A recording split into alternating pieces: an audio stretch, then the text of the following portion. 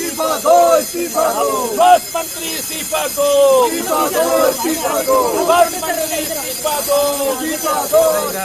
650 करोड़ खटक गई, सरकार भटक गई। अरे शर्म नहीं तो डूब मरो, सरकार भटक गई, रेखा सरकार भटक गई। स्वास्थ्य मंत्री इस्तीफा दो, रेखा सरकार भटक गई। यहाँ पे सरकार अपनी पीठ थपथपा पा रही कि हमने लक्ष्मी योजना लागू कर दी, महिलाएं तमाम दिल्ली से आ रही होगा। अच्छा, दिल्ली के अंदर जरा पब्लिक के बीच में जाके ये कहने की हिम्मत कर ले कि मोदी जी ने जब बोला था 8 मार्च 2025 को अंतर्राष्ट्रीय महिला दिवस वाले दिन दिल्ली की सारी महिलाओं के खाते में 2,500 रुपए आ जाएंगे, तो उसका क्या हुआ? आज कितनी महिलाओं को एलिजिबल आपने किया? इसमें इतनी सारी शर्तें रख दी, इतनी शर्तें रख दी कि ज्यादातर लोगों को स्कीम से बाहर कर दिया। पहले बोल देते 3 से ज्यादा लेडीज होंगी तो स्कीम नहीं देंगे, पहले बोल देते 200 यूनिट से ज्यादा बिजली खपत होती है तो स्कीम नहीं देंगे।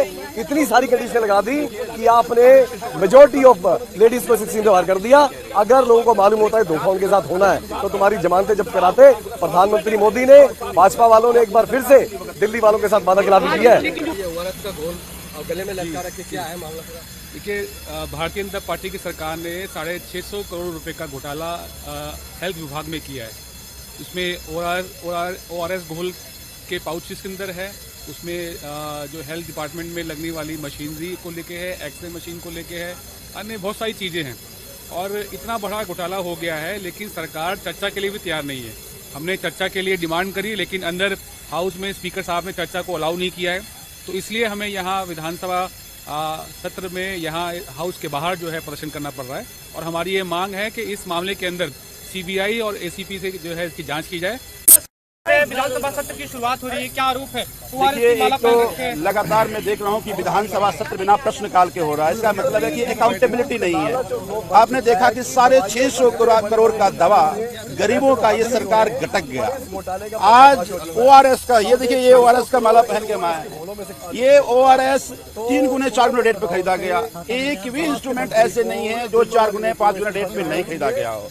लेकिन रेखा सरकार आखिर चुप क्यों है? स्वास्थ्य मंत्री का इस्तीफा क्यों नहीं लिया जा रहा है? तो इसका मतलब साफ है कि इस घोटाले में पूरी सरकार की मिलीभगत है। अगर सरकार की मिलीभगत नहीं है तो आज सदन में भी हम मांग कर रहे हैं, यहाँ से भी मांग कर रहे हैं कि स्वास्थ्य मंत्री का इस्तीफा लें।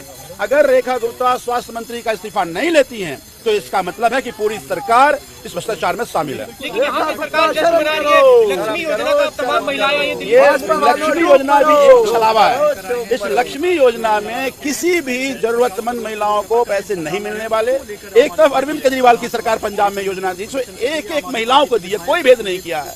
यहाँ आप कह रहे हैं कि भाई 24 यूनिट बिजली होना चाहिए, तमाम तरह के आपने क्लॉज लगा दिए, जिससे साबित हो रहा है कि किसी को नहीं मिलने वाला, केवल ये छलावा है, केवल अपनी खानापूर्ति करने की कोशिश कर रहे हैं। आज हम आए हैं यहाँ पर दिल्ली विधानसभा के प्रांगण में, और दिल्ली विधानसभा के अंदर 650 करोड़ रुपए का घोटाला जो रेखा गुप्ता सरकार ने किया है, हम ये पहन के आए हैं।